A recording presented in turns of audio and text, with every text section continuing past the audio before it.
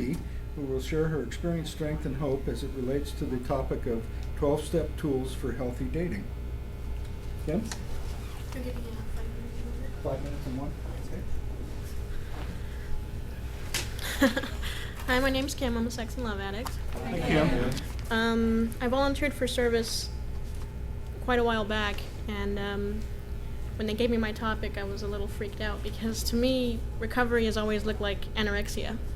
So having to meditate on 12 tools for healthy dating, I really had to meditate on it for a very long time, and feel free to. And I'm glad that I did. I'm really glad that I did. I'm always happy to do service. There's a quote in the book, and I was trying to find the exact page number, but I couldn't find it in time for the meeting. But maybe you remember this quote from the book. I believe it's in the withdrawal chapter, and it says, "How long do I have to stop acting out before I can start acting out again?" And that's just really summed it up for me. For me, it's definitely been more than a year. But like I said, recovery from sex and love addiction, I don't think should look like anorexia. So I meditated on the 12 tools, and I tried to parallel them with the 12 steps, kind of loosely, but I think if you're familiar with the 12 steps, you might notice the parallel between these tools and the steps. The first one, of course, the first step is admitting powerlessness, but to me, in terms of healthy dating, it definitely means hitting a bottom, finding out what resources were available to me to improve on the situation. Of course, I found the program, but I also have a therapist, and with my therapist, I developed a picture of what healthy dating looks like, because a lot of my misery came from the fact that dating was really just reliving the abuse of my childhood, and I think I can't say a lot of people, but I relate to that. And then, of course, getting that healthy picture of what a healthy dating experience looks like and comparing and contrasting it to what I was experiencing. The second is just recognizing that when you compare and contrast, when I compared and contrasted my picture of what healthy dating looks like and my current painful situations, I recognized that whenever my values aren't in line with my behaviors, it's a spiritual deficit. Whenever I leave my apartment thinking I'm going to put my values into play, and then I come home after behaviors that don't match those values, I recognize that as a spiritual deficit. It doesn't mean, for me, the second step wasn't necessarily finding a particular religion or determining the sex of my higher power. It was just recognizing that there's a spiritual deficit there. And that once I found that spiritual fulfillment, my values and my behavior would be in line. The third step was probably the most powerful step. Of course, that's the faith-based step, turning your will over to the higher power. And for me, that meant letting go of the outcome. So if I date somebody, for me, when I dated somebody, I always had the idea of like marriage in mind, or usually like some kind of sexual fantasy in mind. The third step to me means, like I said, letting go of the outcome, which means not having those fantasies or pictures and then trying to force it to happen. It was really just accepting everything as it happens, which was really difficult, and trusting that it would be a positive experience. It also meant accepting the person as they are. This person's perfect. I like the way they look, we have the chemistry. I just wish they would stop sleeping around so we could, get down to business and get married or something, And that's really kind of like the cart before the horse. So more it's just accepting people as they are, and if they're not, what I was looking for, just letting it go, letting them be as they are, not trying to change them.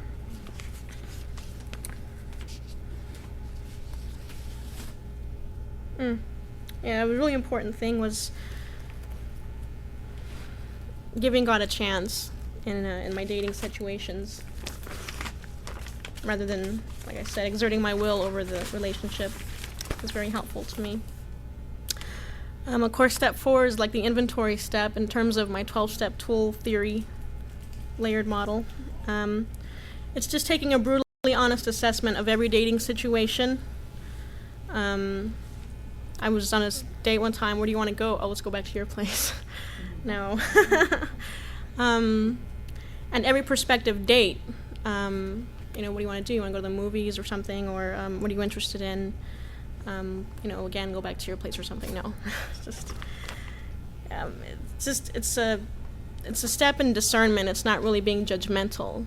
Try not to be judgmental of people, but I try to be discerning of the situations and discerning of the people. Are they, taking just an honest, brutally honest assessment of the people and the situations that I intend to date. By that time, I know what causes me pain. I know what I'm looking for in a relationship. And I also have the faith that God will provide for me, so that if this situation isn't right, I'm patient, and I have the patience and the faith to, catch the next bus if it's not going to work out. That relates to the third step, too. I also like to take a mental assessment of, I see a lot of people with children, and they want to date, and I always think, I don't have kids, but I know that I'm a very needy person, and I know that I'm going to probably want more attention than a child is going to need. So if someone has a child, I just want to be careful that I'm not making a parent divide their time or demanding. I don't want to demand time from someone who has children sometimes. I just want to be conscious of it at least. Step 5, of course, admit it to God and to ourselves. For me, that's kind of like, I ask myself if the relationship is existing in isolation. When you introduce God and another human being and yourself, can I be myself around this person? Ask myself, is this person being themselves around me? What do my fellow human beings think of the situation? I usually talk to my friends about it and that kind of thing. It's usually around the time, if it's a prospective date, I want to introduce them into my social circle, and at that time I expect to be introduced into their social circle. Sometimes I date people and they don't want to introduce me to their friends, they don't want to introduce me to their family, and that usually leads to a painful situation for me, and I don't want to be in painful situations. So if I feel like it's time to be introduced to someone's family, or if I feel like I'm being kept in isolation, if the dating situation is only existing in isolation, I start to wonder about it. Step 6 has to do with character defects, and so does the 6th tool. When you bring someone into your social circle, or when I bring someone into my social circle, or when I go into someone else's social circle, sometimes I feel myself falling into a role. Sometimes when I get into a new social circle, I feel myself taking on a role of the slutty friend, or the cheater, or the party animal. I just feel myself falling into a role. And so that's why I think it's important that social settings are important to dating. Wow, I'm really starting to ramble here. I dated this one person, and when I brought them into my social circle, they took on the role of drunk, the boozer, the party animal, and I had no idea that this person drank. And I was like, wow, okay. And when they brought me into their social circle, I took on the role of the person that trolls. I was checking out his friends, I was checking out his boss, I was checking out his relatives. And I didn't realize that was a shock to me. The whole time we'd been dating, it had just been one-on-one. But when we got in the social situation, like I said, I took on that role. And that's why I think step 5 and getting out there relates to that. Step 6 kind of relates to step 5, in that when you identify those roles, actually that was step 6. I'm all confused here. Once I've identified what roles I'm falling into, or what roles my prospective dating partner, mate is falling into, Then I can ask myself, I can take my own inventory again and ask myself certain questions. What kind of people am I attracting? And do I need to be more tolerant, or what kind of people, what am I attracted to? And what I found in my experience is that if I go into a room with 100 people, I'll be attracted to the ACAs. We all know what ACA is. Great, because I just spaced it out right now. Yes. If I go to a party or something, I'll always be intrigued, and I'll ask my friend. I went to a Christmas party, and I was like, wow, who's that guy? He's the one for me. I'm like, that guy is the biggest addict, and it was like, wow. But, it's, someone told me one time that their picker was broken. Their ability to pick was broken, and I think that that's kind of my problem too. So step 7, I humbly ask God to remove my shortcomings, and one of my shortcomings is like the roles that I take on when I'm in social situations. Sometimes it's the subconscious signals that I send out by my hair, or the way I dress, or the way I act, or my mannerisms and things like that. Sometimes I just also have to, sometimes I get dumped. And it's usually because I'm being too needy, too demanding, my expectations are off the chart, things like that. And so that's the time when I humbly ask God to remove my shortcomings. 8, make a list of all persons we have harmed. Sometimes I have to ask myself if I'm harming the person that I'm dating, if I'm enabling them in any way, if I'm bringing them down, if they're dissolving into me. I dated someone briefly who just, sometimes would forsake their hobbies and be self-sacrificing, and I found that I needed that, and when I took that kind of inventory, I realized I didn't want to do that to another person. The other thing is for step 9, sometimes I would stay in relationships that were abusive because I believed in karma, and I thought that I was, this person's kind of abusive, this person,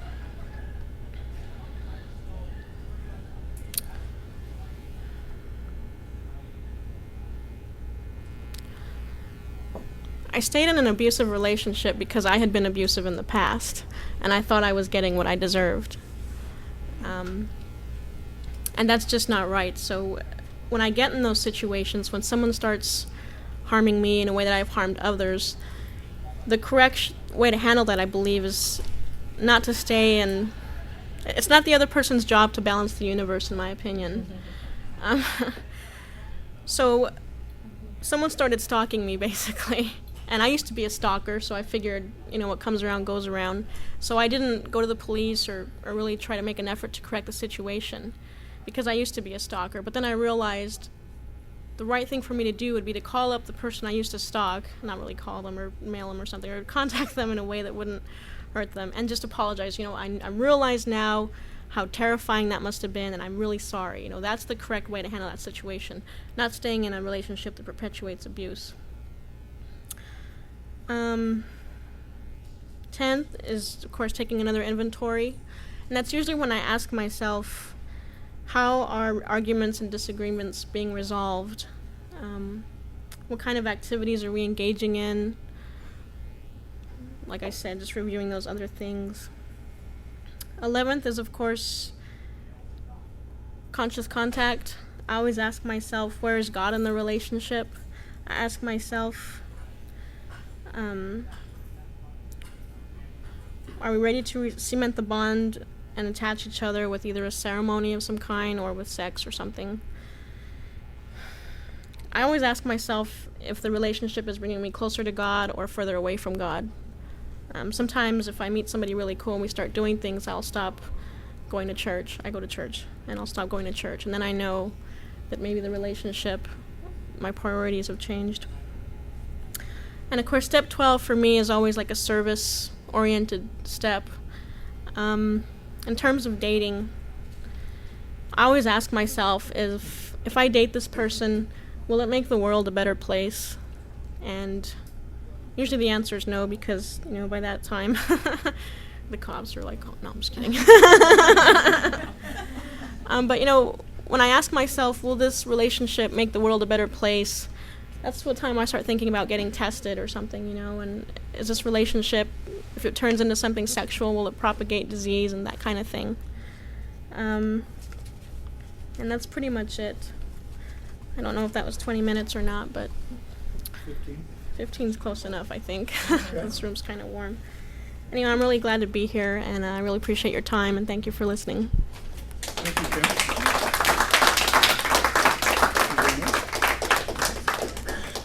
Okay, thank you.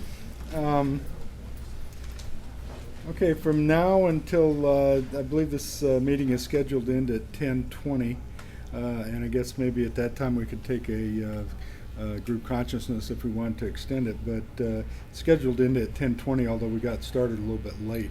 So from now until 5 minutes before the scheduled end of the meeting, this meeting is open to general sharing. Participants are asked to keep their shares on the topic of, let me get the title right, 12-Step Tools for Healthy Dating. And keep it to a share of 3 minutes. We will use a timer. You will receive a visual or verbal cue when 30 seconds remain, at which point we request that you begin wrapping up your share. Who will volunteer to be timekeeper for this meeting? Thank you, Dennis.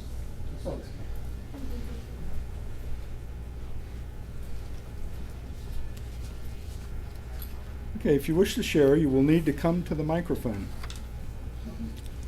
The recording will not be edited, so we request that anyone who wishes to share take a place in line behind other participants who are sharing. We request that there be no crosstalk at this meeting.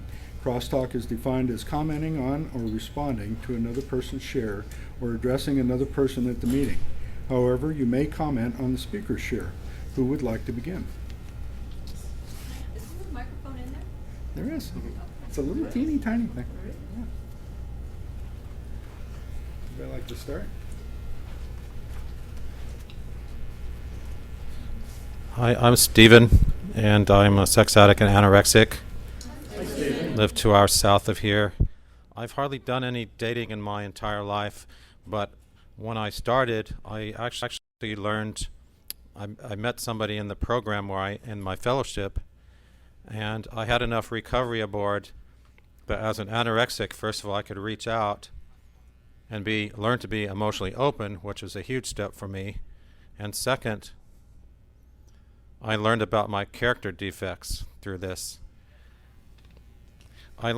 Kim, I liked what you had to say, especially about how God can fit in the picture and the relationship, and how we can use the test sort of as, will this relationship make the world a better place? And I think I want to apply that in the future for my life. And the one that was successful for 2 years, we did have, I think, God sort of in the center in our midst. We both, I felt, have had our spiritual development and our growth sort of converging, dovetailing when we first met. And that wasn't until like 4 years into the program. And we hadn't met really formally until 4 years into it. So that was rather interesting. But I felt that our spiritual connection and our personal development was strong enough at that time that we really could enter in and be well connected. And it was slow, progressive, and wonderful. So that's all. Thank you. Anybody else like to share?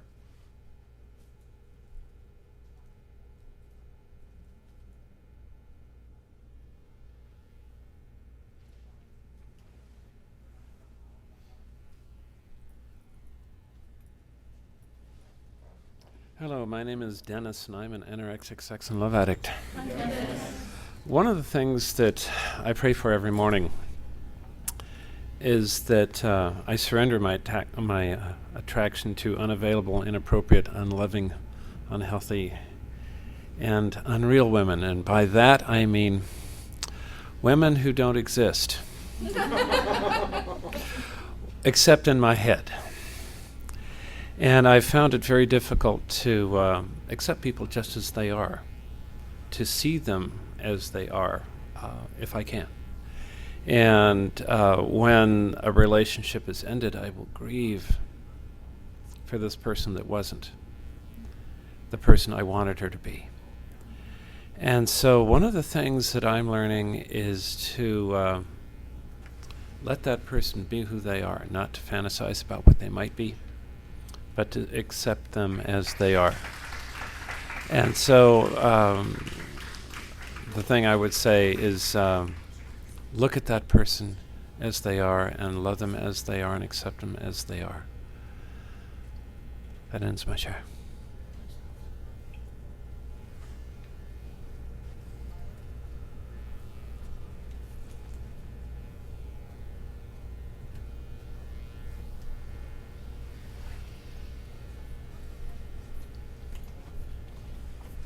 I'm Kathy, sex and love addict. Hi, Kim, thank you. That was really so thoughtful, and it just really kind of confirms what I suspected, is that I'm so far from dating at this point. But just what your first tool, to picture in advance what a healthy dating, experience might look like. I mean, I haven't even come close to thinking about that. I've been in the program just a year, and so I'm kind of thinking, along these lines. But my higher power has been really good to me and hasn't sent me any temptations or, I know that I'm not ready for this, but I wanted to thank you for providing some really solid tools that I can use. So I know that I have a lot of work to do. So thank you.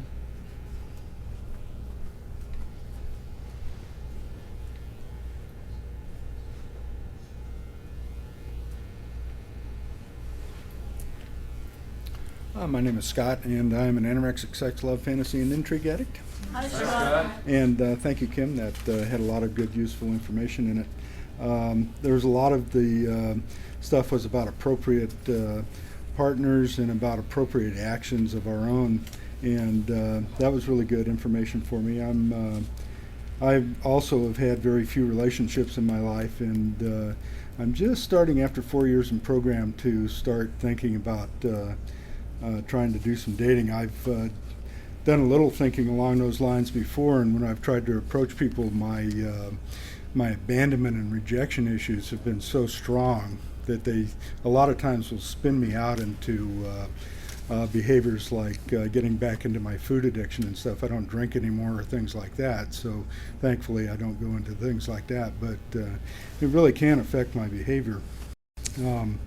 And the other thing is that I guess my codependency comes in, and if somebody responds to me, then I kind of don't worry too much about whether or not they're appropriate. And that's something that, for my own peace of mind, I'm really learning to take care of myself a lot, which was another thing I think that you brought up, which was a lot of self-care that you mentioned.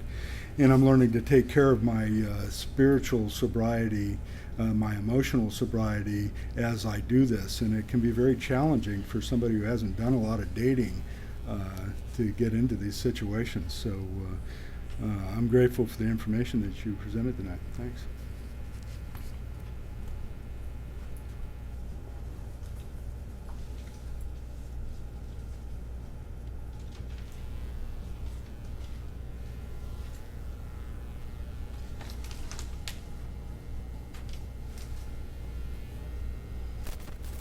Hello, my name is Pamela, sex, love and fantasy addict. Kim, thank you very much. You made a huge amount of key points for me, and I'm glad I wrote them down. The dating in isolation only. I've been there. Several different relationships were in isolation, and on some occasions they never went any further. They were going to be kept in isolation, so I used to have to get out fast. Am I being myself around the person? Well, I've fallen into that trap so many times. I mean, I've been what I thought they wanted me to be, so I would get the next date, and I would put on a facade and I would pretend I was this particular type of a person. And I'm realizing, and it's really only lately I'm realizing, that I need to be true to myself and just be me, because the person is going to know the real me sooner anyway, and then probably if it's not suitable, they're probably going to move on.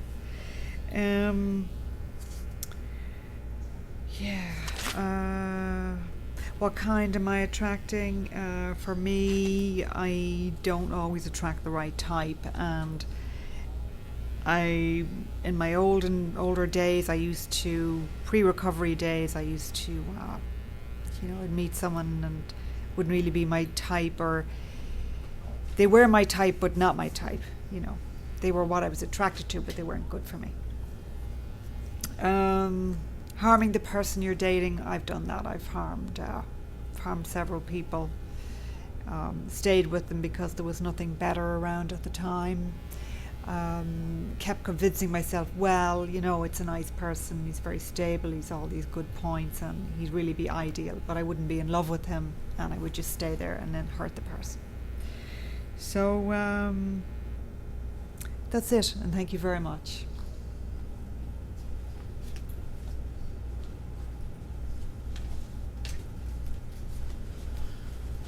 Hi, I'm anonymous for the sake of this tape.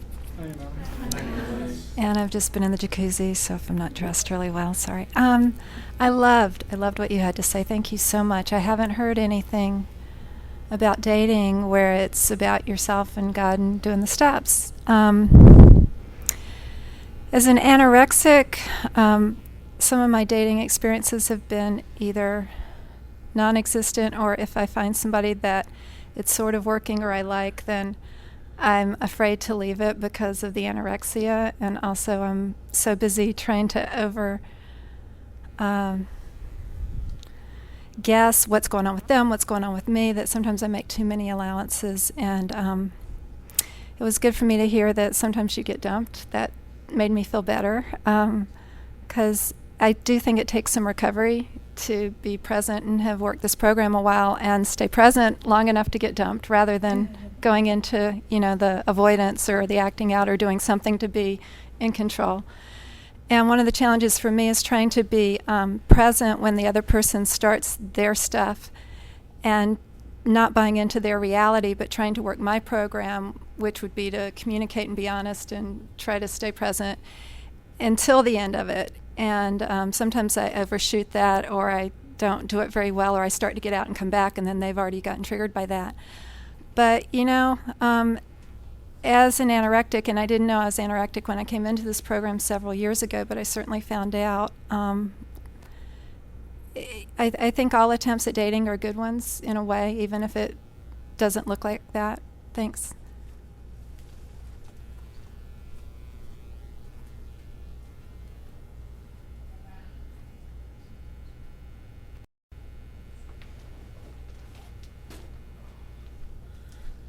I'm James J. I'm a sex and love addict. Hi, James.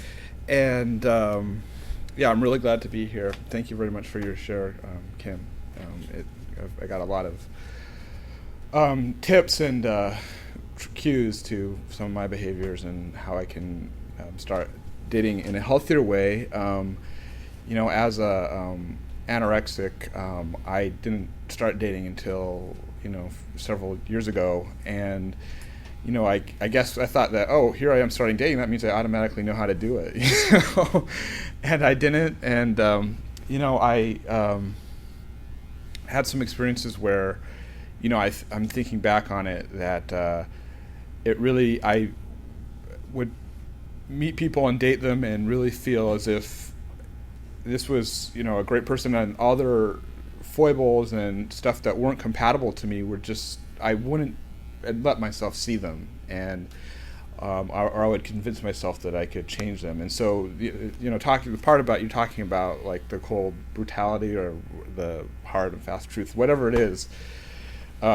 really helped me out. And then also the part of it that really struck me is just the honesty, or the even when I started dating, because I didn't know how to date all that well, I was still using a lot of my old behaviors, and I ended up saying things which were hurtful. I'm not sure how much. I mean, I know they were hurtful now. I don't know that this person was hurt very much, because I think she had her process, but I know that they were hurtful and that they would have hurt me if I had said them. So it's actually really triggering to me to hear also the speaker talk about the kissing part too, because that's like, what made me feel like, well, if I can just, if we can get this far, then I'll, because I really like this person. And, I said, and so we, she, I asked her, do you, is this something that, you're comfortable with? And, she said no. And I said, well, it's not like I'm trying to get you into bed or anything like that, And that was what really, she dumped me after that. And,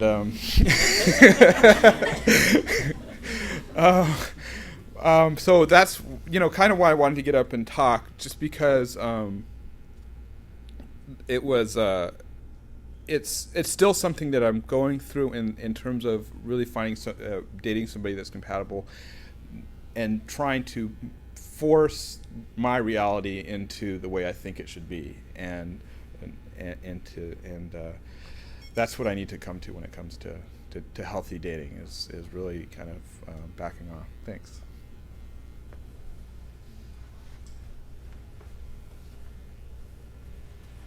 My name's Steve from SLAA. Hi, Steve. Grateful to be in this meeting. I thought for me, about healthy dating, what I need to remember is what the 3 pertinent ideas say in the big book of Alcoholics Anonymous is applied to what we're doing. Is that I'm a relationship addict and my life is unmanageable. And no human power could have relieved that addiction, and God couldn't if he were sought. So I can't date healthily by myself for me. That's just my experience. The second thing I need to remember about dating is I need to practice the principle behind the first step, which is honesty. And for me, when I'm honest, I have lots and lots of women friends and lots of male friends who I can go out with and just do things. And we're friends. We can go out, travel, and do lots of things like that. But when I'm dating, there's a different situation if I'm honest with myself. And the honest part for me is that there's some implied idea there, under some certain conditions, at some point in time, there is the potentiality for being sexual. It may be marriage, it may be commitment, it may be some type of boundary, but there is the potentiality for being sexual. So I have to be honest with myself. Is this a friend? Because my friends and I don't kiss. We don't have sex. And, somebody I'm dating, we're going to have the potential for that. So I have to be honest. That's really what part of my motive is, if I'm honest. And so for me, I said, well, what boundaries do I need to date sexual, to be healthily sexual? And for me, there are a number of conditions. The first thing I look for in a healthy sexual partner is the capacity to express feelings and to hear my feelings without taking responsibility, so that we have the potential for being emotionally close. That's, for me, what I need the most to be healthily sexual. The second condition is the capacity to commit. That means you're with me and I'm with you. We don't date anybody else. We're not open to that. If somebody comes up, we don't put out rain checks. We close the door to everybody, so that I need to feel safe and you feel safe. So those are 2 primary conditions. The third condition for me is that that you like to be sexual. I've been married to a sexual anorexic for 5 years, and there are people who for whatever reason, I find particularly for child abuse, do not like to be sexual, and that does not work for me in a sexual relationship when someone doesn't like to be sexual. Those are 3, and I can't remember what the 4th one is at the moment. So those are the things that I need to on a spiritual basis. And that sounds all really lofty and very healthy and noble and stuff like that. But then there are also some physical things that are important for me. One thing is that I don't date anyone who's not very much younger or very much older than me. For me, maximum 10 years either way. Just developmentally, that doesn't work for me otherwise. It just doesn't. I've done that, and it just is not successful for me. Second thing is I don't date people who smoke. It just doesn't work for me. Third thing for me, and this is about me and no one else, because I know myself at this point, is I'm a vegetarian. I'm an organic vegan, actually, which means I'm just a terrible person to go to dinner with. and so I don't date anybody who's not vegetarian. It's not nothing personal. It's just that you're not going to like me. I mean, if you like to go to dinner, we're going to eat 3 times a day, and you're not going to like me. So I just don't do that with you. And the last thing, and this is so it's offensive a lot of times to people, is that I don't date anyone that's over 5'4". For me, because that's what feels right to me, and my partners feel right. And my women friends, oh, that's offensive. You need to look down at a woman. I said, no. The average woman in America is 5'7". I said to my women friends who are 5'7", would you date a man who's 5'1"?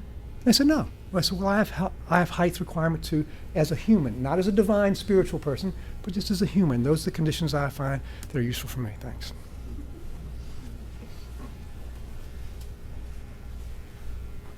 Hi, I'm anonymous for the tape. And I'm a sex and love addict. And I have so much gratitude for the 12 steps, because without the 12 steps, there's no hope for me.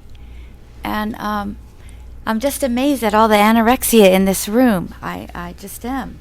I'm always amazed at that much, because to me, a love addict is someone who can't stay out of a relationship.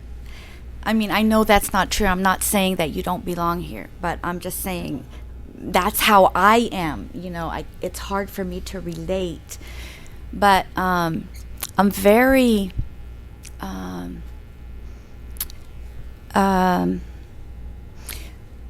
for the first time in my life, I've been 3.5 years without a relationship, without even a date, and God, that feels so good to me. I didn't think it was possible, and the person who shared before me reminded me that what I'm getting from my recovery is the freedom to be a human being. Because all the years I've been working the 12 steps in my life, I've tried to be lofty and spiritual, and I've used that as a way to control people. I've used that as a way to try to control me, and I've used that as a way to deny my needs and my boundaries and my limits. And at the same time, working the 12 steps has brought me a lot of recovery and growth also at this, you know. So, and in my, I've been divorced twice, and my second divorce ended 3.5 years ago. And it ended because when the relationship started, I thought I had a lot of recovery. And, but by the time, you know, the relationship got near its end, it started falling apart because I started being really honest with, this is what I need, this is not acceptable, and I'm not going to, you know, I'm not going to take care of this anymore. And I, you know, I was doing it with a sponsor, and nothing was unreasonable, and it just all was very me saying, I'm a human being, and this is the most I can handle, or I can't handle this, and the marriage fell apart, and it devastated me, because to me it was the first relationship I'd ever had that had God in the center of it, where it was like, yes, God is saying this is making the world a better place, this relationship. We both had kids, and it just was so many wonderful things about it. And it was a true burst of my bubble that working the 12 steps doesn't guarantee that every relationship is going to last. And I was devastated, because I had to learn that me being honest about who I am doesn't mean doesn't mean that that's magically going to make everything work. So it just, you know, anyway, so my time is up. Thank you for letting me share.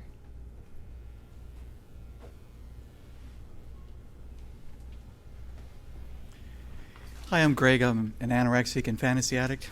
Hi, Greg. Thank you, Kim. I wanted to come up and say a few words. Especially as an anorexic, I guess, to push myself out of my comfort zone. But I really liked some of the things you said about bringing God into the relationship, or how's the relationship bringing us closer to God. And I've always learned that a relationship has a me, a you, and an us. And I never thought of introducing God into the us before tonight, so I really like that idea. And I really feel like you know, God is in each one of us, and so God really is in the relationship if I just recognize Him. And part of where I'm coming from for healthy dating is that a lot of what's driven me into this program and motivated me to keep going through the pain and going through this process is the fact that I'm going to get into a relationship someday, that I'm going to make it, and I'm going to have this healthy relationship. And I've been sort of trying to reach out there and fill what I had inside me. I've heard someone call a God-sized hole. And I could not find enough women or enough partners to fill that God-sized hole that only God could fill. And I guess what I'm finding myself doing is really reversing the flow in my life, because I've been always seeking outside myself what really is right inside me, that I can receive, you know, through the first 3 steps, that I can't, He can, let Him. And so for the first time in my life, I've actually experienced some freedom, because I'm not, to this day, I feel truthfully, honestly seeking someone, that I'm really happy with where I am, pretty contented with the life that I have now, and I'm very grateful to my higher power for for where I am today. And I feel like for me to reach out and start creating this healthy relationship is that it's going to come from me as I learn to give myself what I need, as I learn to accept and love myself, basically date myself, date my higher power, I guess, spend time together, that eventually that circle is just going to widen, it's going to grow, and this love that I have inside me is going to attract the available person that I've always found very difficult to find, because I've always attracted unavailable women, or I've always been attracted to unavailable women. And so it's always been a challenge for me to establish a relationship. And another thing I want to say about the unavailability is that I used to look at my picker was broken. So I like when you said that. I had a broken picker, and I would always pick the most unavailable person in the room to be, to seek as a partner. And I realized that someone changed the flow again for me and said, well, how available am I for a relationship? And when I started to ask myself that question, what does availability look like? How available am I? It really changed the process for me. It was really transformative. So those are some things that have been helping me. Thank you. It is now technically time to end the meeting. However, we started about 15 minutes late or so. Are there still people who wish to share? Anybody else? Would people like to extend the meeting another 10 minutes or so? Sure. Okay. Can we vote? Sure. Group conscience? Looks like a majority. Thank you.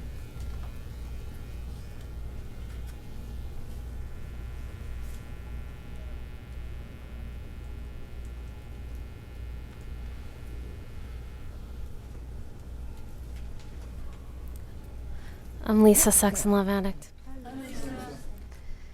Without the 12 steps, I don't know anything about dating. Being a love addict, in my relationships, I didn't know anything about dating before being in SLAA. I just knew about jumping into a relationship. So I spent 2.5 years in program working the steps, and it helped teach me a lot about dating. When I started about 4 months ago, I went over with my sponsor things that were acceptable to me in a relationship, things that were not acceptable. And in the past, in my love addiction, I always chose women who were unavailable or in an active addiction. So a lot of what this process of dating has been for me is staying current with my sponsor, being honest, kind of doing like a 5th step with her, and just being able to see things, help me to see things exactly as they are, because I think a lot of my addiction is not seeing things as they are, but how I want them to be.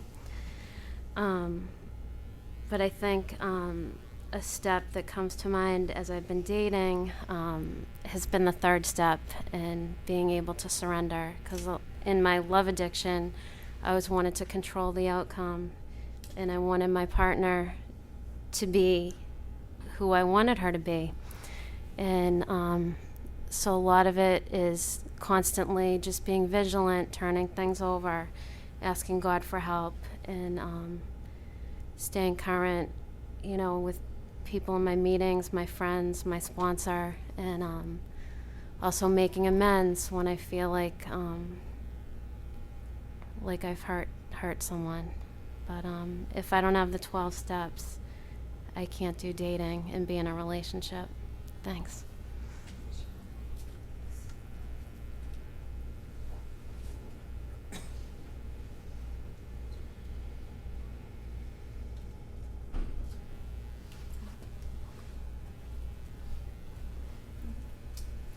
I'm going to get up, even though I feel like I don't deserve to, because I was late, so I apologize for being late.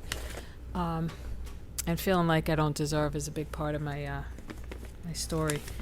And I had looked at the format for this meeting earlier and thought it was really good.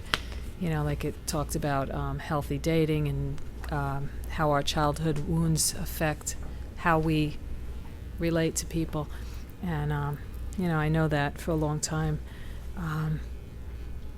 But I find that, even though I know about my childhood wounds, I still have a hard time looking at it, and I still want to minimize it. And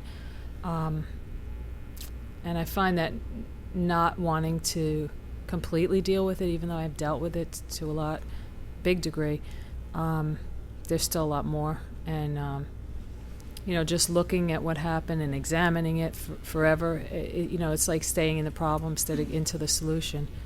And I just recently ended what I thought was a healthy relationship, or the most, not a healthy relationship, but the most healthiest relationship I ever had, with someone who never had a relationship in his life because of how anorexic he was. And, I went on this big joyride in my head about,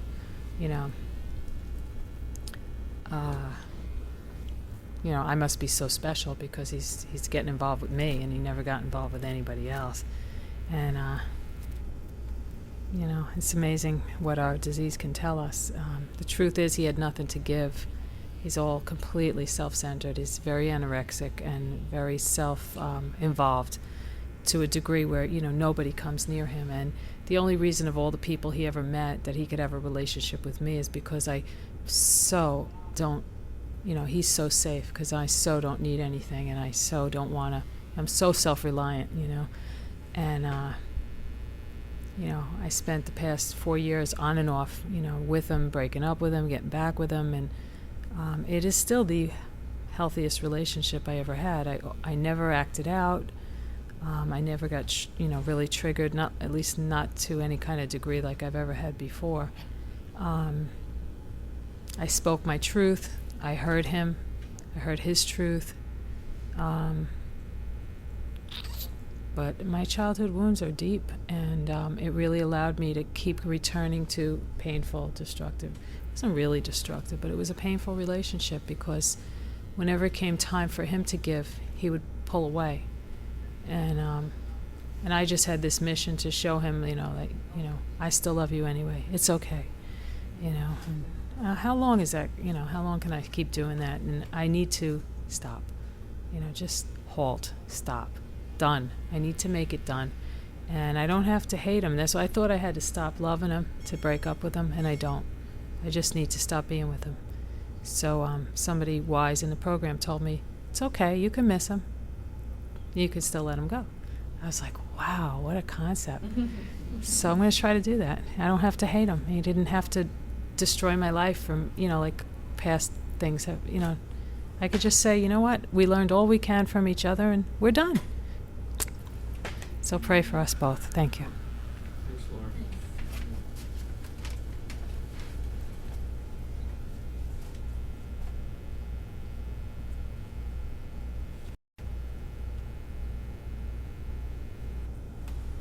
Is there anybody else that would like to share?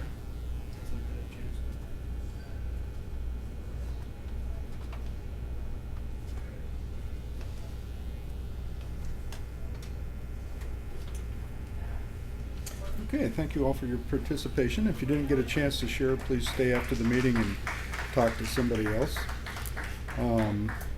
Like to thank Kim. And thank everybody for sharing. Are there any SLAA related